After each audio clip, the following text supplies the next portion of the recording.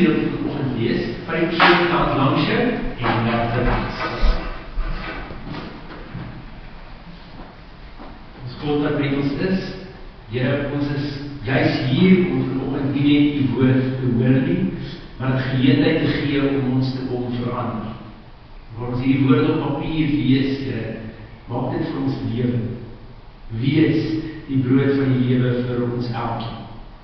Spits ons ore, rig ons aandag op U, en mag hierdie woord in ons harte wortel skiet en vrug dra in ons lewens. Mag die uiteinde hiervan wees, dit wat U gesien het, die dag die U lewe aan die kruis gegee. Ons bid, mag die verandering wat plaasvind in ons lewens, nie net iets wees wat intern bly, nie net 'n besonderse gedagte wees, maar mag het werklik tot uitvloei in ons lewens kom. Hier is ons Here, praat, ons luister. Amen.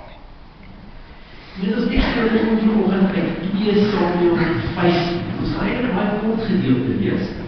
2 Samuel 15 van vers 23 tot 26. Die stukkie wat ons vandag gaan lees, is eintlik so 'n bietjie van 'n greep in die middel van 'n chaotiese verhaal. Ons kom na die einde van ons preekreeks oor lesse uit Dawid se lewe. Ons het reeds gesê dat Dawid se lewe 'n klomp geleenthede bied om God se hart op 'n ander manier te sien. Dit wat Dawid eintlik beleef, hoe Dawid sy geloof uitleef, gee ons 'n blik daarop. Hy het 'n besonderse manier gehad om met God 'n verhouding te hê. En ek glo God in Dawid se lewe het nie noodwendig sleg geloop. Hy het nie altyd die beste besluite gemaak nie, en tog noem God hom 'n man na my hart. En dit het nie gegaan oor wat Dawid gedoen het of wat Dawid nie gedoen het nie, maar dit het eintlik gegaan oor die nou pad wat Dawid saam met God gestap het. En vandag se verhaal is Dawid se familie en sy koninkryk besig om uit mekaar te val. En 'n storie wat amper klink asof dit uit 'n horrorfilm moet kom. Dit kan net nie wees nie. Dis ongelooflike geweld, misdaad en net korrupsie. En Dawid sit in die middel van al hierdie met besluite om te neem. As mens is ons geneig om juist in die storms van ons lewe ons fokus op God te verloor. Dit is maklik om as alles in my lewe redelik alright gaan, op God gefokus te wees. Dit is maklik om 'n verhouding met God te hê, wanneer daar nog hier en daar 'n paar losdraaiings is, maar oor die algemeen het ek redelik sake onder beheer. Dan is dit maklik. Dan kan ek getuig van God se goedheid, en ek kan getuig van God se getrouheid, en ek kan moeite doen met my stilte tyd en my verhouding met God, ek kan moeite doen met my bydrae te lewer, of dit my gemeenskap is, of dit my gemeente is. Ek kan regtig probeer om die beste weergawe van myself te wees. Maar is juist te midde van die storms wat ons veronderstel is om anders te wees as die wêreld. Maar is baie keer die storms wat maak dat ons fokus verloor. So 'n praktiese verhaal hier aan is Petrus. Wanneer Jesus na die disippels op die skei toe aangestap kom, dan is dit te midde van 'n storm. En Jesus nooi dan vir Petrus uit om saam met hom op die water te loop, en Petrus doen dit, te midde van die storm. En dan vertel die teks gedeelte hoe Petrus vir 'n oomblik begin besef dat hier 'n storm op hom is. Dat hy eintlik sy aandag rig op dit wat onbesig is om te gebeur, en dis die oomblik wanneer hy sink. Solank as wat hy sy oë op Jesus gehou het, kon hy bo die storm uitbeweeg. Maar toe hy toelaat dat die storm hom insluk, dis toe hy fokus het. En dis wat ons self baie keer kry. In die middel van hierdie storm, besig om ons fokus te verloor, en ons is in hierdie besig om te sink. Want dis juist die areas, juist die plekke waar ons veronderstel is om anders te wees as die wêreld. 'n Kollega van my het in gister se huisvergadering 'n mooi opening gehad waarin een van die goed wat hy genoem het, dalk so waar tref. Hy het gesê, ons probeer baie keer hierdie lewe leef met die wêreld se reëls, wanneer ons as gelowiges eintlik God se reëls moet toepas. Dis wat die storm van ons vra. Nou sit Dawid in 'n storm. En dan aanvanklik mag dit dalk nie lyk asof hy regtig sy sig op God gehou kry nie, en wie sou hom blameer vir die omstandighede waarin hy is. Maar Dawid doen 'n aangrypende ding. Op hierdie stadium in die verhaal het Dawid sy oudste seun, sy jongste, doodgemaak. En Absalom het sy boetie doodgemaak, omdat hierdie boetie skande gemaak het met sy sussie. En dit was nie met haar toestemming. En so in hierdie warboel en in hierdie gemors, neem Absalom 'n besluit om nie net sy boetie dood te maak nie, maar dan ook vir 'n ruk te vlug. En dis in hierdie refleksie wat Absalom besluit dat sy pa se tyd as koning nou tot einde moet kom. So wat Absalom moet doen is hy gaan staan by die tempel se ingang, of as die paleis se ingang. En wanneer daar mense kom om die koning te kom sien, om hulle klagtes te kom bring of versoeke te bring, dan begin Absalom met hulle bietjie redeneer en sê, watter klag jy dan ook al het, om te sê dit gegaan oor jou lande of water toevoer of dat die koning gaan nie regtig dit antwoord. Maar as ek koning was, dan sou ek 'n verskil maak. Dan sou ek seker maak dat hierdie probleem vir jou opgelos word. Kyk, wat is ons politieke partye vandag, nee. En op hierdie manier begin Absalom die mense se harte wen. En Absalom gaan lank genoeg hiermee aan, totdat hy seker is dat hy 'n redelike ondersteuning het. En dan maak hy die skuif. Hy word gesalf as koning, sy eie aanbeveling, en dan wil hy die stad inmarseer, en hy wil die koningskap by Dawid neem. Nou hou hulle in gedagte met wie hy hier te doen, want Absalom is nou redelik selfgerechtig oor hierdie saak wat gebeur het, en hy voel dat hy 'n goeie voet het om op te staan, maar die man teen wie hy stelling neem, was dieselfde man wat voor Goliat gestaan, en hom oorwin.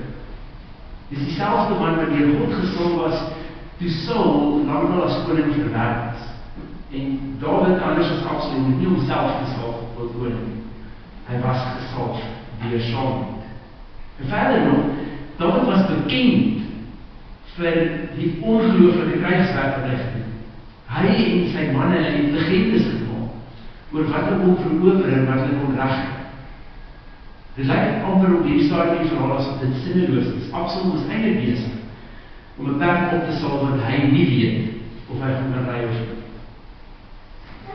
Maar wat ironies is hieraan, is Dawid se reaksie hierop. Want nergens is Dawid besig om te verdedig dit wat ons sou sê syne is. Nergens is Dawid besig om 'n koningskap vas te hou nie, want dis waar ons verhaal nou inkom. Dawid vat sy goed en hy maak seker dat hy weg. En dan gebeur 'n baie vreemde ding terwyl hy besig is om te vlug. So kom ons begin nou by die teks. 2 Samuel 15 van vers 23 tot 26. Dit sê, al die mense, al die inwoners van die stad het hardop geloop en huil. Die hele volk en die koning het deur Kefronspruit getrek en toe die volk in die rigting van die woestyn koers gekies. Saul en al die Lewiete wat die verbondsark van God gedra het, was by die koning. Abjatar het ook saamgekom. Hulle het die ark van God neergesit totdat die volk uit die stad was. Die koning vir Saul beveel van die ark van God terugstap. As die Here my dit vergun en my terugbring, sal hy my die ark en sy heiligdom weer laat sien. Maar as die Here sou te kenne gee, ek is nie meer tevrede met jou, sal hy dit aanvaar. Dan kan hy dit my maak, soos hy dit gedoen. Op hierdie tekstgedeelte, hierdie oomblik in die verhaal, reis die verbondsark nog saam. En jy sal onthou dat hierdie is juist die teken van God se teenwoordigheid. Vir die Israeliete was dit God se teenwoordigheid. Dit is die rede hoekom daar 'n tempel rond vir die verbondsark later van tyd gebou is. Dit het God se teenwoordigheid tussen hulle beklemtoon. En God se teenwoordigheid was krities vir die koning van Israel. Dis die een ding wat geskuif het toe Saul nie meer koning is. Toe God sê, Saul was ongehoorsaam, kies keer op keer sy eie wil bo myne, en ek gaan 'n ander koning salf. Dus die die eerste ding wat van Saul af wegbeweeg het, was God se teenwoordigheid. So, 'n koning van Israel was gemerk deur die feit dat God met hulle was, want dit beteken natuurlik God was ook met die volk. En wat hier besig is om te gebeur, is Dawid is besig om die koninkryk, hy is nie net besig om te vlug vir sy eie lewe nie, hy is ook besig om die koninkryk, die koningskap op te gee. God se teenwoordigheid en alles wat hulle. En Dawid se redenasie is dit. Hy sê, vat hierdie verbondsark, wat God se teenwoordigheid simboliseer, terug in die stad. Want hy weet Absalom word nou koning. As dit God se wil is, dan sal hy die koningskap terugkry. Maar as God besluit het, dat hy niks meer met my te doen wil hê, dan is dit regs. En dan aanvaar ek dit so. Dit klink na harde woorde. En dit klink amper vreemd, dat daar met die koningskap soos hierdie, wat God aan hom gegee het, sal opgee en sê, as God het vir my wil gee, sal hy dit teruggee. As nie, aanvaar dit so. Dan het weg nie daarvoor. En wanneer die verhaal dan uitspeel, dan eindig dit ook relatief tragies. Dit gebeur op die stadium so dat Absalom nie net regeer nie, en dat dit nie net vir hom goed genoeg is nie, maar dat hy doelbewus agter sy verhaal ingaan, met die doel om dood te word. En dis dan in hierdie gevegte, waar Absalom op die ou end, soos ons die verhaal ken, hardloop terwyl hy besig is om te vlug, sy hare hak in 'n boom en so hang Absalom. Dis hemel en aarde, en dis dan ook waar een van Dawid se manskappe hom dan dood kom. Dawid kry die ou en die koningskap terug. En dis nie van 'n ligte situasie. Die teks vertel hoe Dawid se adviseur eintlik vir hom sê, jy moet ophou rou oor jou seun, want hier's manskappe wat vir jou geveg het, en op hierdie oomblik lyk dit nie asof jy dankbaar is vir dit wat vir jou gedoen het. Dawid het 'n intense verhouding met God gehad, oor wat God se wil is, wat God aan hom gee, en wat werklik syne is om te hou. Wat praat ek met myself? Maar ons is nogal geneig om wanneer ons gebede geantwoord word deur God, daarop te hou luister. Ons is ook nogal geneig om baie meer gefokus te wees op dit wat God op die ou vir ons gee, as wie God vir onsself is. Maar ons sien dit baie keer in ons gebed, en die manier hoe ons bid, die manier hoe ons optree wanneer 'n gebed geantwoord word. En dit kan enigiets wees. Dit kan enigiets wees oor jou loopbaan, of jou werk, of jou besigheid. Dit kan versoening wees in jou huwelik, of in 'n familieverhouding. Dit kan jou gesondheid wees. Die oomblik wanneer ons dit ontvang het, dan probeer ons 'n klein bietjie daaraan vasklou. Die ironie is, in Dawid se verhaal, die koningskap wat hy juis gekry het, was hy weer net so gemaklik om op te gee. En wel in die verhaal, dit Absalom was, wat die styf geneem het om die koningskap te probeer vat by Dawid, is daar heel wat verhale in die Bybel, waar God, wanneer hy iets gegee het, dit terug eis. Een van die verhale is byvoorbeeld met Abraham. Abraham het die belofte dat hy 'n nageslag gaan hê, en na 'n lang stuk wag, 'n stuk wat lang genoeg was, dat daar begin twyfel kom of God ons sy belofte gaan nakom of nie, dan word Isak gebore. En die eerste ding wat God dan vir Abraham sê is, ek wil jy moet my offer bring, en ek wil jy dit wat jy vir my moet offer moet Isak is. Vreemd. Miskien die rest van die verhaal. Abraham was bereid om dit te doen, en op die nippertjie word Isak se lewe gespaar. Ander verhaal sou die wees van Jericho en Joshua. Alhoewel dit dalk so die teks lyk, is Jericho nie die beloofde land. Dit is 'n gedeelte van die beloofde land, maar is nie die beloofde land. En na geslagte wat gesterf het in die woestyn, omdat hulle nog nie die beloofde land kon ingaan, kan Joshua en sy manskappe dan om Jericho marseer. Dan dink jy, hierdie is nou die tyd. God het dit in hulle hande gegee. En dan is God se opdrag, jy moet die stad uitwis in plaas. Hierdie belofte gee hulle as te ware terug aan God. Weet jy, verwag dat wanneer ons vir iets gebid het, en God iets gegee, dat ons dit nou het en dat klaar. Maar hier is die beginsel hier agter. En dit is die rede hoekom ons in finansies werk met tiendes en offergawe. Dis die rede hoekom ons in hierdie verhale iets sien van wat God gee uit sy weer terug. Hier is nie 'n God wat met ons speletjies speel. Om te sê, ek gee nou vir iets en ek verander nou heeltemal van plan. Hierdie is in werklikheid 'n God wat vir ons iets gee, en dan lê die toets daarin, gaan dit oor dit wat God vir my gegee het, of gaan dit oor God self? Gaan dit oor dit wat geantwoord was, die gebede wat geantwoord is, of gaan dit oor die een wat gebede antwoord?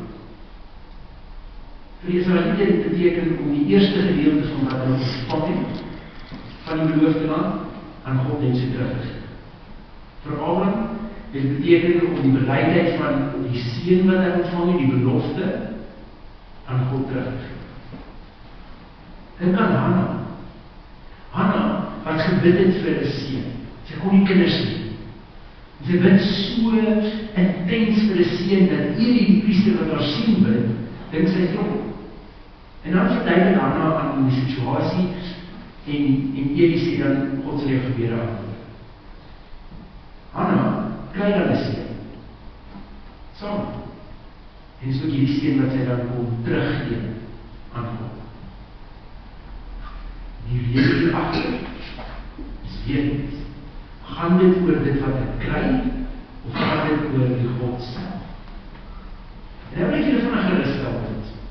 Want in al die verhale speel dit totaal anders uit. Hierdie word nie die enigste stad waar Israeliete oorwin, maar veel ander. Dat die koninkryk word tot op 'n plek waar ons kry die Dawid. Vir Abraham, wel, nadat Sara oorlede is, het hy by 'n volgende vrou nog 6 kinders. En vandaar sien ons hoe God se belofte absoluut uit sy naad uitbars vir Abraham. Vir Hanna is ook nie noodwendig haar laaste kind. Die beginsel hier agter is dat daar 'n stukkie toets in is. 'n Toets of dit wat God vir my gee, of die item meer waarde het as die God daarachter. En in Dawid se verhouding met God sien ons, dat Dawid kies om nie weer 'n Saul te wees. Want Saul het die koninkryk gekry, en hy daarin vasgehou met alle mag. Hy is bereid om waarsêers te gebruik om hierdie koninkryk in stand te hou. Hy is bereid om Dawid te jag om hierdie koninkryk in stand te hou. Terwyl Dawid het met hierdie beginsel gewerk. God het hierdie koninkryk aan my gegee. En as hy besluit om dit terug te vat, dan sal hy dit terugvat. Vir Dawid het het nie gegaan oor die koninkryk wat hy ontvang het by God nie, maar oor die verhouding wat hy gehad het met God. Het is so belangrik dat ons nie net vassteek op dit wat God vir ons kan gee en kan doen en kan bied. Ek het jy moet uitgenooi. Vra. Dit wat jy nodig het, vra. Keer op keer door die Bybel uit, as jy bekommerd is oor iets, as jy iets nodig het, maak seker dat jy dit na God toe bring. Ons kry die herinnering in die tekstgedeelte, dit is ook wat ons vandag vier. Dit is 'n God wat bereid is om sy seun te gee. En Jesus wat bereid is om sy lewe vir ons af te lê, sou hy nie al die res wat jy ook nog nodig het vir jou gee. As die duurste prys klaar betaal is, dit is God se hart teenoor. Maar ons gaan so vinnig gefokus raak op dit wat God bied, en dit wat God gee, en dit raak weer. Maar die oomblik wanneer ek daarop gefokus is, dan beteken dit, ek gaan vinnig na God toe hardloop as ek iets nodig het, en sodra ek dit het, dan van ons nie meer enigstens noodsaak om God te praat enigstens anders. Dit sê ek weet iets nodig. Dit los vrae by my van hoekom God nie hierdie antwoord nie, of hoekom God nie daai antwoord nie, hoekom God nie hierdie vir my gee of daai vir my gee. Dit was my bedoeling. Die doel van God is nie om in ons lewens te gee wat ook in ons vra nie. Die doel van God is juis om ons te leer om met 'n intieme verhouding saam met God te staan. Julle plan in God se skepping is om ons deel te maak van sy koninkryk. Dis verhouding wat God wil. En uit die aard van die saak weet God wat elkeen van ons nodig het. Weet God wat ons nodig het en weet God ook wat ons nodig het vir môre en die dag daarna en iets nie. Die God wat ons dien, stel nie net belang in wat jy nodig het, maar ook in dit wat jou hart graag wil hê. As dit nie gaan oor dit wat ons kan kry, dit gaan oor die God self. En vir die mees praktiese manier hoe ons dit uitleef in ons geloof. En dit werk met ons tyd so, en dit werk met ons verhouding so, maar finansies word juist die plek, waar ons dit prakties uitleef, omdat finansies ons lewensmiddel is. Sonder geld kan jy nie onder 'n dak bly nie, sonder geld kan jy nie vars kos en skoon water nie, sonder geld kan jy nie klere in jou lyf nie. Geld is ons kommoditeit van die dag, soos wat eerder die was in die Bybel is. En so word finansies die manier waarop ons prakties hierdie wys. As hierdie item van lewensmiddele inkom en God gee dit aan my, dan is daar 'n gedeelte daarvan wat ek teruggee aan God. Ek gee dit aan God terug. Nie vir enige ander rede as die feit dat ek erken die een wat vir my gegee het is meer waardevol as dit wat hy vir my gegee het. Dat my afhanklikheid, my versorging nie lê in dit wat God vir my gegee het, maar in die een wat dit vir my gegee het. Dis wat ons daarin sien. Dis hoekom ons as gelowiges die beginsel van diendes en offergawes praktiseer. Dis nie om die kerk ryker te maak. Wat jy met jou diende maak, is tussen jou en God. Of dit teruggevoeg word in die gemeenskap, of in 'n organisasie, of in 'n kerk, 'n ander kerk, of in jou plaaslike gemeente. Die diende is die manier waar ek sê, wat ek van God ontvang, besef ek, gee ek ook aan God terug. Want God is een wat voorsien, dis nie dit wat hy my gegee het, wat voorsien. Hoor jy die verskil? Dit word ons praktiese manier om dit uit te lewe wat ons in Dawid se lewe hier sien. Dat ek erken, dit gaan vir my meer oor God, as wat God vir my gee. Dit gaan vir my meer oor God self, as oor wat God vir my doen. En die ironie is, wanneer die fokus skuif, dan beteken dit of God my gebed antwoord in midde van 'n storm of nie. Die een ding waaroor dit regtig vir my belangrik is, God se teenwoordigheid, verander. So daar's niks wat my in 'n geloofskrisis dompel. Daar's niks wat my alleen laat voel. Die uitkoms is dalk nie heeltemal soos wat ek gehoop of verwag het dit gaan wees nie. Maar dit wat nog werklik vir my saak maak, God, het nog nie verander. Dis die beginsel hiervan. Wat ons in Dawid se lewe sien, is 'n vrywilligheid om God se wil alleen te volg. En die enigste manier hoe Dawid God se wil alleen soek, is dat hy nie begin fokus op alles rondom en alles in die wêreld altyd vir hom sê is belangrik. Maar dat hy gefokus bly op die een wie se teenwoordigheid sy lewenslyn is. En hieruit verweer tot. Dis hieruit waar God vir Dawid koningskap gee. Dis hieruit waar God sorg dat Dawid nodig het. Alles het wat hy nodig.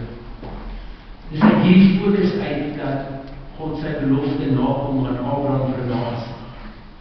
Of aan Hannah, wat so gebid het vir 'n kind. Dis uit hierdie fokus uit dat God sy belofte nakom aan Israel aan 'n belofte. Weet wat ek vir jou beplan, sê die Here, voorspoed in die gees, hoop in die toekoms. Dis God se hart teenoor ons. Die vraag is ons agter die halsband meer as rondjie? Gaan dit vir ons oor dit wat God vir ons kan gee, veel eerder as vir God self? Want dis die fokus wat ons skryf.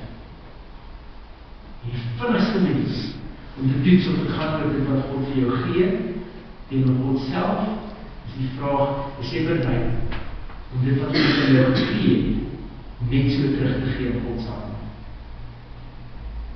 Jy mag dalk nou uit waar geklink. Dalk lyk dit glo. Of dalk is dit vir jou doen. Waarom wil jy staan op hierdie spektrum? Verstaan dat dit belangrik is dat ons nie met die wêreldse reëls hier rond ons speel.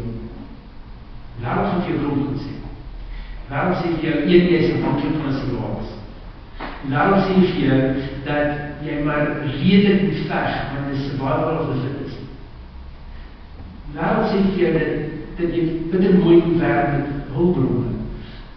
Jy moet maar soveel as moontlik versamel wat jy kan, en jy moet soveel daarvan hou as wat jy kan, wat jy weet nooit. Die wêreld sê. God werk het anders. God sê, ek weet wat jy nodig het.